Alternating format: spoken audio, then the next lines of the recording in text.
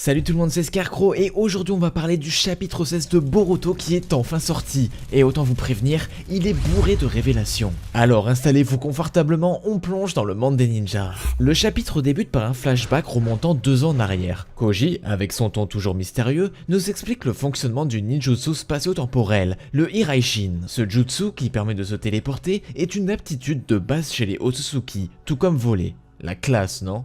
On découvre que Boruto, dans le passé, a utilisé ce pouvoir à plusieurs reprises, mais uniquement de manière accidentelle. Ensuite, Koji balance une révélation complètement déstabilisante. Dans 6 ans, Boruto maîtrisera cette technique à la perfection.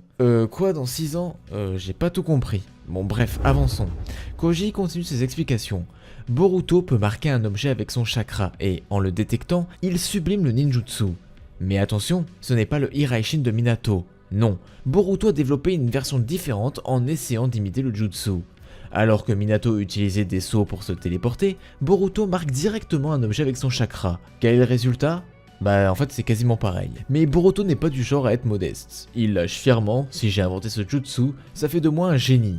Bon, c'est un peu vrai, mais faut se calmer quand même un petit peu. Boruto part ensuite s'entraîner et on apprend que le métal est le matériau idéal pour transférer son chakra. En clair, ses kunai et son sabre deviennent des atouts cruciaux. Koji précise également que se téléporter vers un objet visible est relativement simple, mais que ça devient beaucoup plus complexe si l'objet est hors de vue. Imaginez qu'un kunai soit au nord et un autre au sud, Boruto aurait du mal à choisir la bonne direction. La solution ? Associer des formes aux objets, par exemple un objet en forme de sphère au nord, pour éviter de se planter. Koji explique aussi que quand un objet est lointain et hors de vue, il lui faut beaucoup de concentration pour pouvoir se téléporter. On comprend alors enfin pourquoi dans le chapitre 4, Boruto disait qu'il n'était pas aussi doué que Minato et qu'il devait se concentrer intensément pour se téléporter. Et pourquoi aussi dans le chapitre 1, sa tenue était remplie d'accessoires. Ce n'étaient pas des souvenirs de son ancienne vie, mais des outils pour son ninjutsu. Et oui, je sais que beaucoup de monde ont cru que Boruto s'était mis à la mode, certes il était devenu stylé. On m'appelle Gentleman Bisou. Mais c'était pas pour ça, c'était pour son ninjutsu. Ensuite, Koji finit par lâcher une bombe. Il connaît le futur, mais insiste sur le fait que moins de gens doivent être au courant. Apparemment, plus quelqu'un en sait sur le futur, plus il s'éloigne du chemin du destin et devient une présence instable, une singularité. Et les singularités ? Leur rôle est d'agir dans l'ombre pour remodeler l'avenir. Ah oui, je vous avais pas dit, on va directement dans la science-fiction avec Boruto là.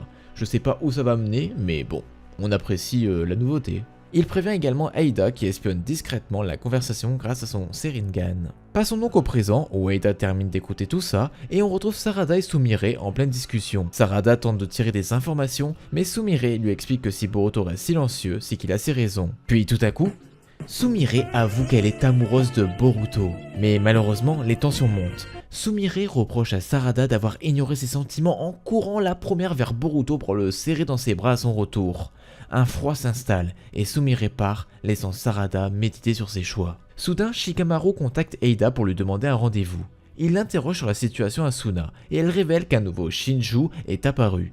Il s'appelle Ryu et semble lié à Shinki. Sa cible, rien de moins que le Kazekage.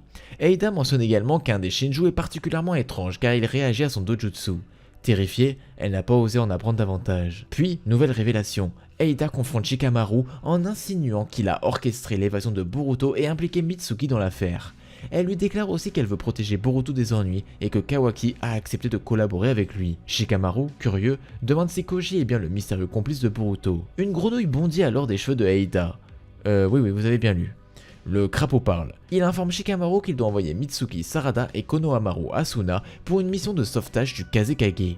Il précise aussi que Imahawari ne doit pas sortir de Konoha car Jura l'a prise pour cible et si elle sort, elle mourra. Il continue d'expliquer que Jura a une haute estime de Konoha et que donc il ne se battra pas à l'intérieur, donc Imahawari est en sécurité. De plus, il informe que s'il vient à la librairie, il devrait être traité comme un client normal. Le crapaud finit en félicitant Shikamaru d'avoir écouté son cœur car cela a guidé Boruto dans la bonne direction.